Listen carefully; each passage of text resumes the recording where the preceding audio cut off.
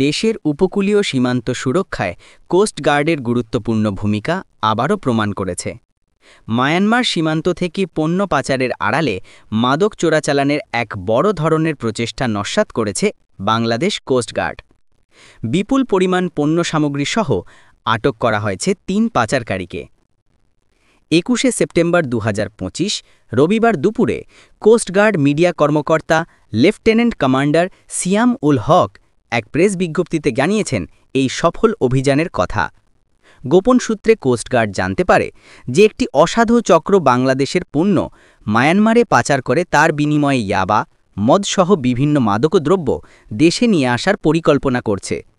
এই তথ্যের ভিত্তিতেই ২০শে সেপ্টেম্বর ২০২৫ শনিবার দুপুর ১টার দিকে কোস্টগার্ড আউটপোস্ট শাহাপরি মায়ানমারের নাইখংদিয়া সংলগ্ন সমুদ্র এলাকায় একটি বিশেষ অভিযান পরিচালনা করে। অভিযান চলাকালীন কোস্টগার্ড সদস্যরা একটি সন্দেহজনক কাঠের বোটকে ধাওয়া করে।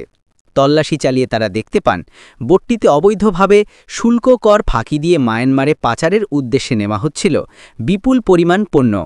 জব্দকৃত সামগ্রীর মধ্যে ছিল প্রায় ১,৬০,০০০ টাকা মূল্যের ৮৩ বস্তা সিমেন্ট, ৮৫ বস্তা সার এবং ৩৪০ লিটার সয়াবিন তেল।